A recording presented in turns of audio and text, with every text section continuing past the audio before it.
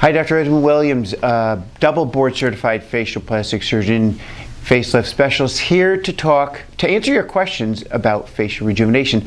One question we get asked a lot is about acne scarring. How can we treat acne scarring? What are the different types of scars?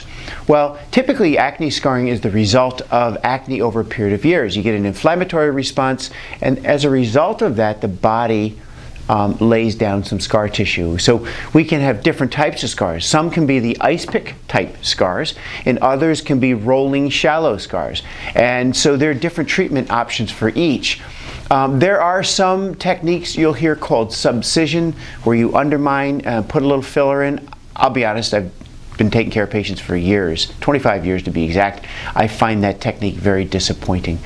For acne scarring, for the ice pick type scars, some of those actually need to be excised or cut out and put a couple stitches in and repair before we resurface or take care of the skin. So what are the best treatment options? The best treatment options really have to do with a fairly aggressive resurfacing. And so what we can do is we use either, I call it a combined resurfacing technique, where we often customize the treatment to the individual.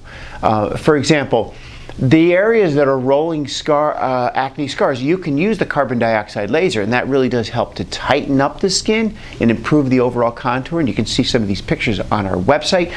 But the irregularities are really best treated with a combination using dermabrasion. If you think about it, dermabrasion does some kind of a sanding technique.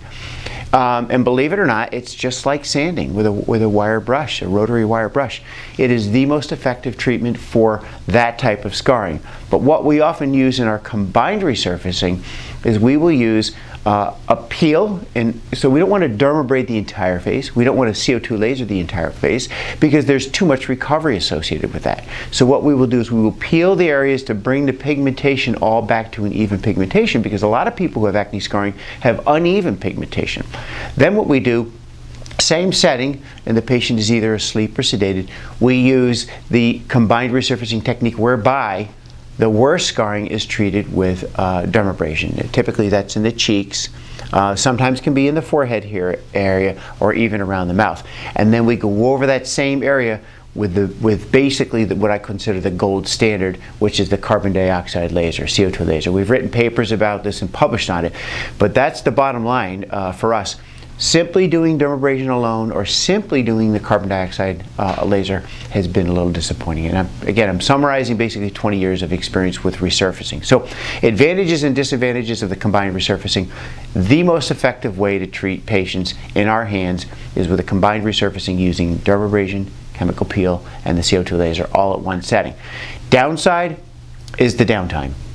There's no question. The areas that I've treated with the carbon dioxide laser and dermabrasion can have 2+ months of looking still a little pink, needing to be covered up with some foundation.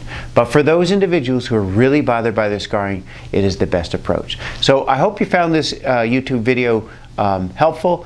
Thanks so much for watching, and I hope you have an awesome day.